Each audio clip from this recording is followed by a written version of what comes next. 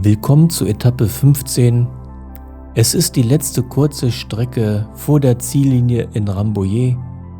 Es geht am späten Abend los, recht schnell in die dunkle Nacht, bevor wir denn eine Stunde vor Mitternacht an der Ziellinie in Rambouillet ankommen werden und einen wunderschönen Empfang genießen dürfen. Also Etappe 15, Dreux nach Rambouillet. Gerade mal 44 Kilometer, damit die kürzeste Strecke und 550 Höhenmeter.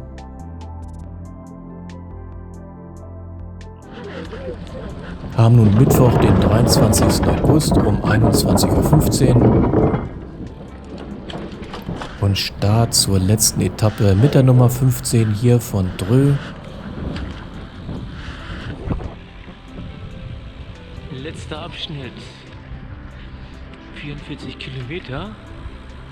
Ja, und ich habe das Tandem wieder gefunden, die so schön ziehen. Mal gucken, ob ich mitkomme, weil ich bin doch schon ein bisschen müde. Haben also nun 21:15 Uhr und knapp 74 Stunden für 1176 Kilometer. In Dreux hatte ich 25 Minuten Pause gemacht. Gegessen habe ich wieder nichts. Und das sind die Werte, die mir Strava ausgibt, wenn ich alle GPX-Files in Summe hochgeladen habe. Hatte also eine Bewegungszeit von 49,5 Stunden und hatte mir hier mal ausgerechnet, wie viel Zeit ich insgesamt bei den Kontrollstellen verbracht habe und wie viel unterwegs auf der Strecke selbst. Also 75,5 Stunden ist meine Gesamtzeit und laut Strava 49,5 Stunden ist die Bewegungszeit. Die Summierung aller Pausen an den Kontrollstellen ergab 22 Stunden 40 und somit habe ich dann unterwegs knapp etwas über 3 Stunden verbraucht, die ich nicht gefahren bin, der irgendwie Stopps hatte oder mal Pause gemacht habe. Ich hatte mir dann noch grob zusammengefasst, wie viel Kilokalorien ich je Etappe verbraucht habe und wie viel ich auf Basis dessen, was ich gegessen habe, dann wieder zu mir genommen habe und wie dann jeweils die Differenz, vielmehr das Defizit bzw. Kaloriendefizit dann war. Also insgesamt habe ich wohl verbraucht 33.000 Kilokalorien.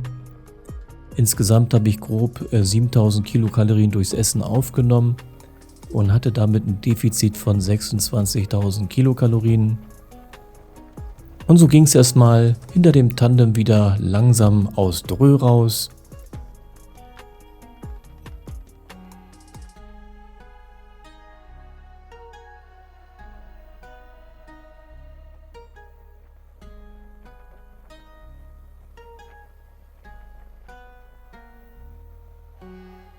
Und wieder haben die beiden Kanadier mit ihrem Tandem ganz prima Windschatten abgegeben.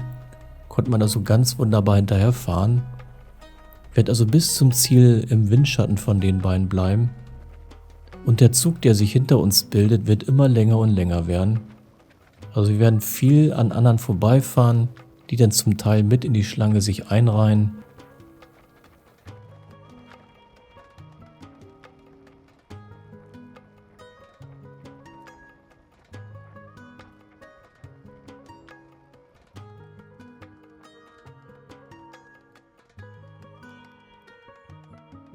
Und so ging es dann weiter durch die dunkle Nacht, vorbei an den anderen Radfahrern, das Ganze kurz vorm Ziel.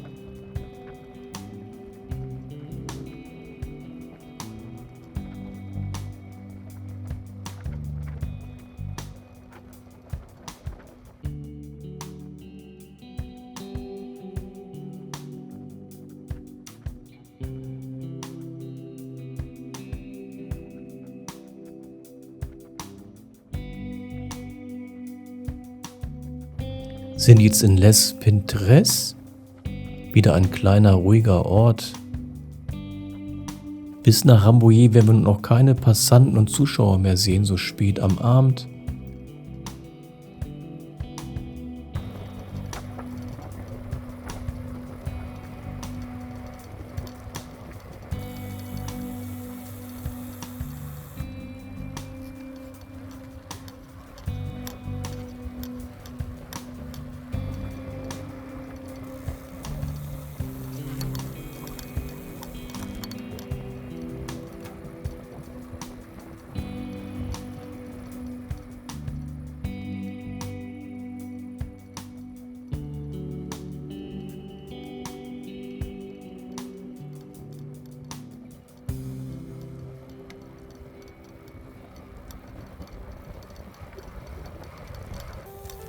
Nächste kleine Ortschaft.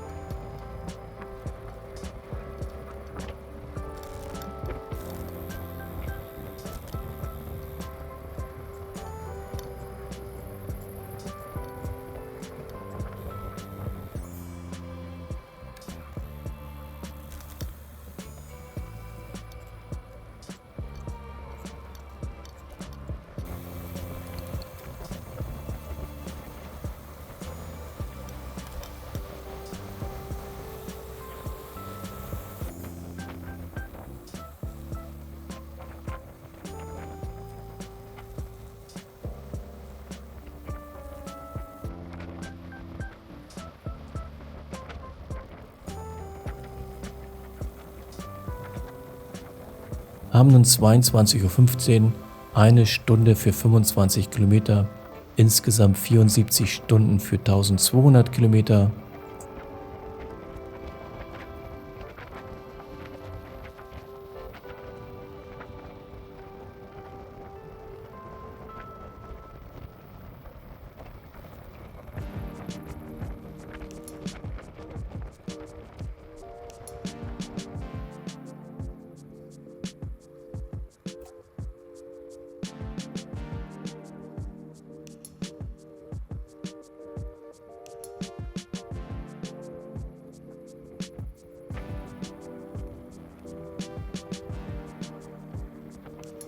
Und es geht wieder vorbei an den anderen Radfahrern. Überholt hat uns jetzt nun keiner mehr. Und viele sind mit eingeschert in die lange Schlange, die wir bilden.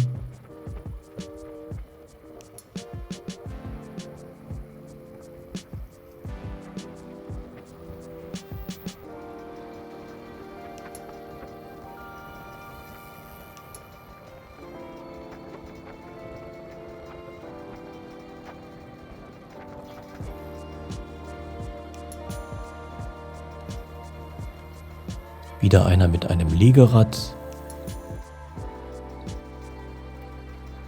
Nächste kleine Ortschaft, auch wieder relativ dunkel, ohne Zuschauer.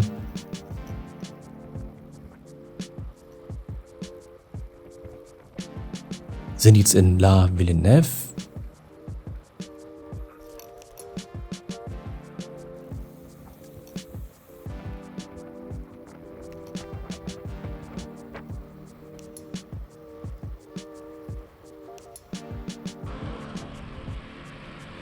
Haben nun knapp 10:30. Es sind die letzten Kilometer vor der Ziellinie.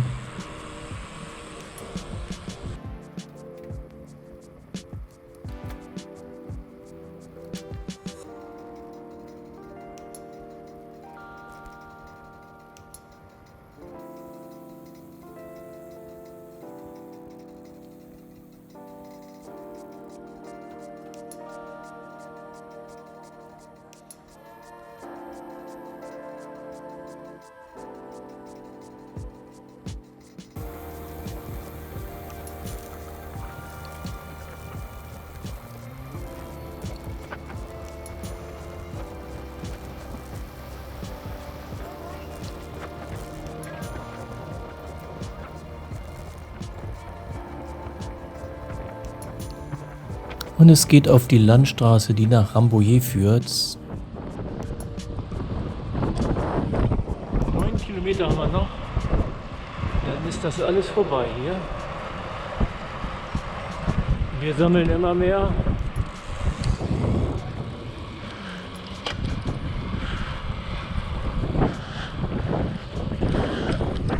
Wir sammeln immer mehr Fahrer ein, wo wir vorbeifahren. Dann gibt es Kommando All-In. Sollen sich also alle einreihen. Fahren wir dann als großer Zug da ein wahrscheinlich.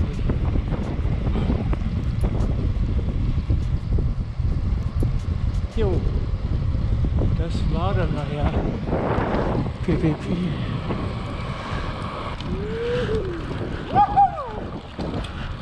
Sitzen wir schon im Parc de Château in Rambouillet? Ja, das war's.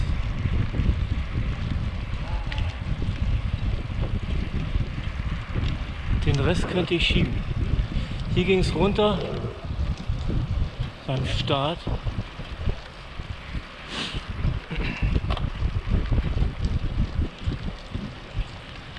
Aber jetzt geht es hier ein Stück hoch und dann durch das Messding. Und dann gibt es eine Riesenportion Schlaf für mich und noch vorher eine Dusche. Ja, das, nach was ich mich gesehnt habe, war wirklich nur Schlafen. Ich hatte nicht an Essen gedacht. Ist das schön.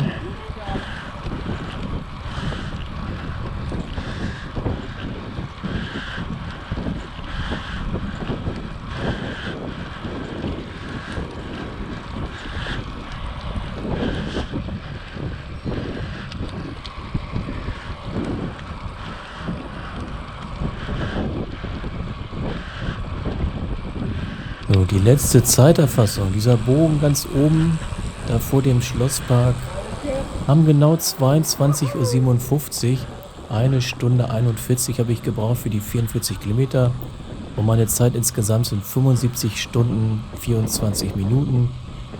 Durchschnittsgeschwindigkeit laut Strava waren knapp 25 Stundenkilometer. Da ist ja nur eingerechnet die Zeit, die man in Bewegung war.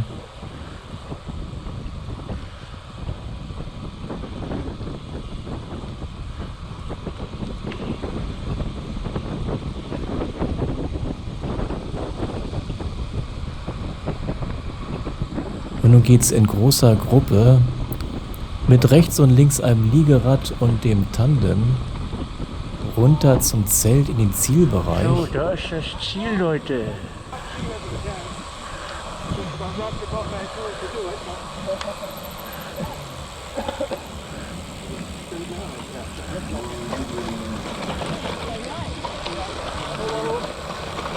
Bravo.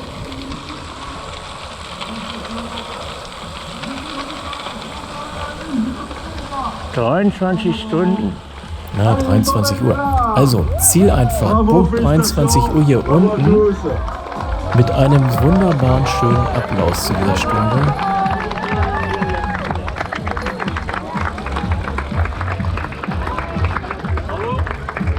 Und dann geht es jetzt hier in den Parkbereich für die Räder, bevor man dann den letzten Stempel für sein Brevet-Heft holt. Oh, hier, gleich hier.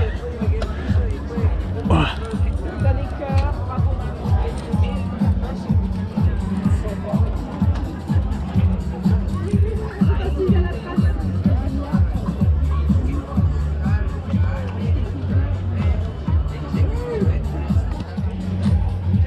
So, 23. Punkt 23 Uhr haben wir. Hello.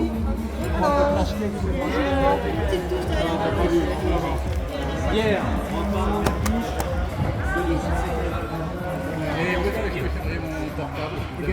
Là, il y a une prise là.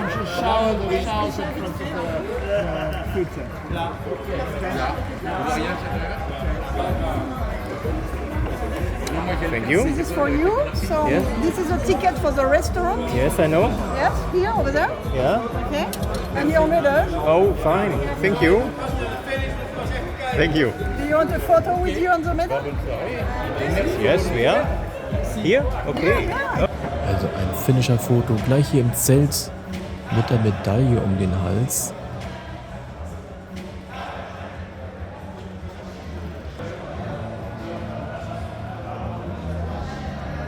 Und das hier das Restaurant, wo man dann sein Finisher-Menü bekommt.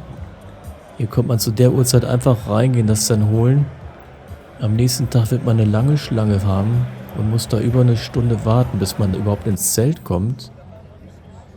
Aber ich hatte noch keinen Hunger, wollte erstmal schlafen.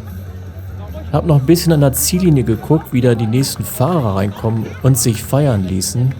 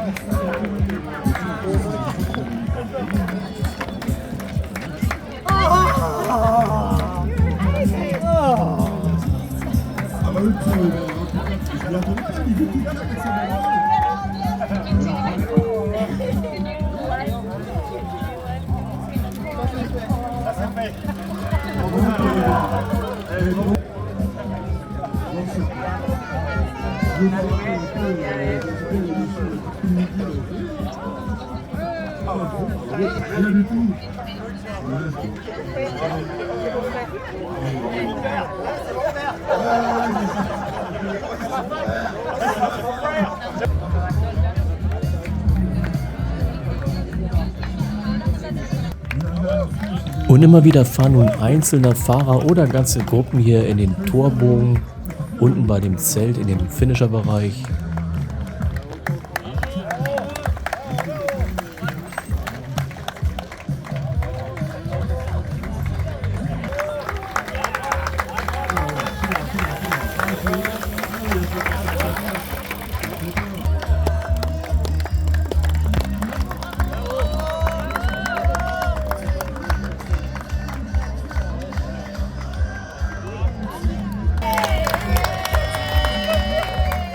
Und nach einer herrlichen Dusche und einigen Stunden Schlaf bin ich dann wieder zum Chateau gefahren, hab mein Rad wieder aus dem Auto gepackt und wollte nun noch einmal durch den Zielbereich fahren.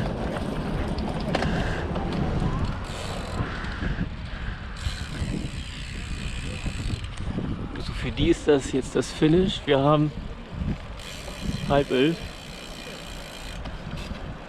Die lassen sich Zeit. Und ich lasse es mir nicht nehmen, nochmal bei Taglicht da reinzufahren. Das ist auch so voll hier. Also gestern waren gar nicht so viele Fahrer, die da kurz vor Mitternacht kamen. Und eben als ich hier fuhr, das waren Schlangen von Fahrern. Ja.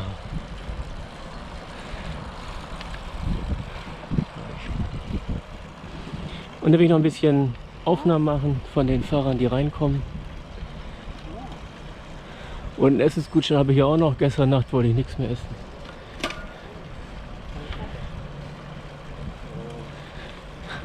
Die lassen sich echt Zeit. Einen hatte ich getroffen, der sagt immer, er zahlt für 90 Stunden, will auch 90 Stunden fahren. Vielmehr 89, irgendwas. Und hat es bislang immer geschafft. Er wird gerne der Letzte sein.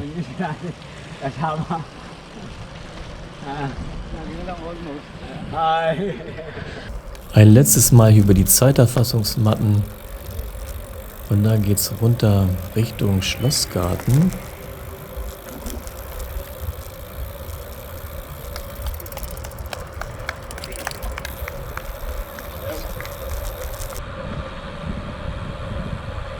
Ja, da unten ist mehr los wie gestern Nacht. Aber ist ja auch zu erwarten. Bei bestem Licht. Oh ja, das ist voller.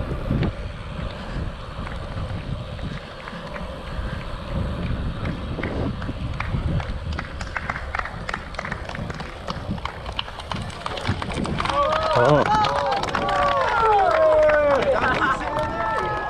Also ein wunderschöner Empfang, eine zweite Zieleinfahrt, vorbei wieder an diesem Podium und dann über diesen letzten Torbogen, wo die Leute ihre Räder heben, Finisher-Fotos machen. Dann wird man wieder gebeten, hier in diesen Parkbereich für die Räder zu gehen und dann Platz für sein Rad zu suchen.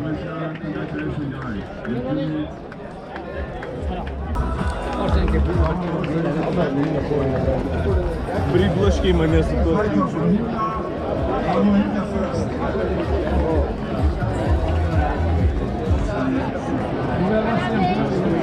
Esse aqui é o vídeo.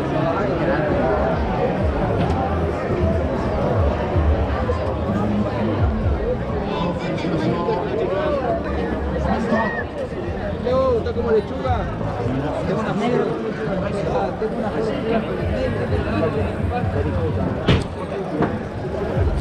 Oh Mann, wie soll man denn ein Bike hier lassen? Da ist das Teil ja wieder. Der ist angekommen. Ja, der Brite Blofeld mit seinem Elliptic Go RSUB hat es also bis zum Ziel geschafft. Im Stehen ist er gefahren. Wobei ich mir nicht so sicher bin, ob er wirklich die gesamte Route gefahren ist. Er hat nämlich Incomplete Control.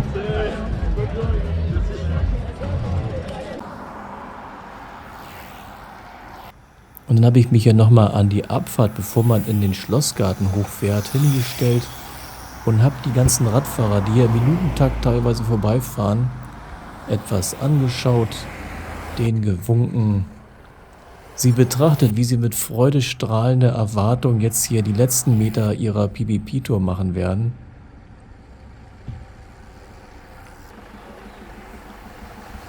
Die haben alle garantiert tolle Geschichten zu erzählen, wie sie diese Fahrt empfanden, ob sie Probleme hatten, irgendwie technischer Art oder mit dem Körper.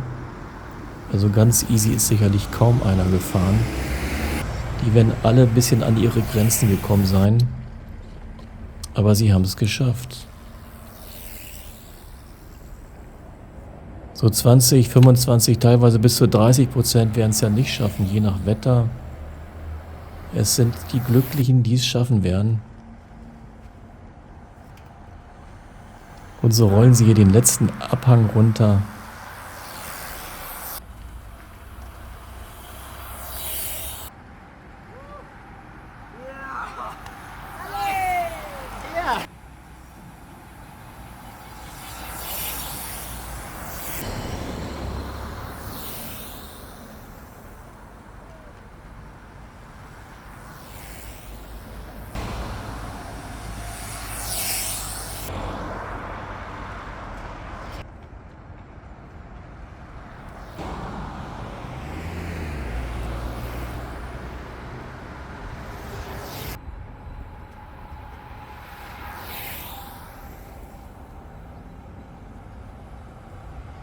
Und so schaut man in freudige Gesichter dieser runterrollenden Randonneure auf ihren letzten Metern Paris-Brest-Paris 2023.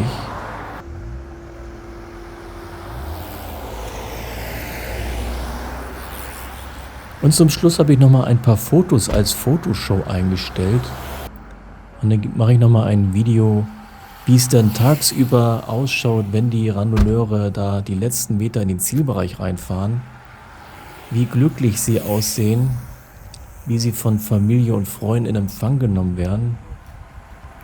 Und das seht ihr dann im nächsten Teil.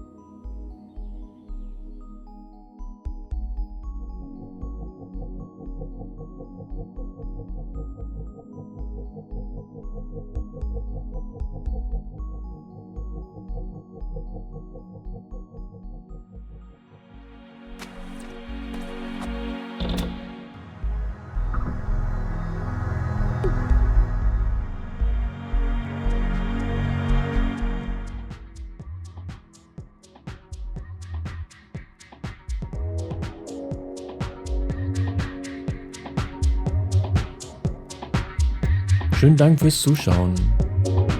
Tschüss.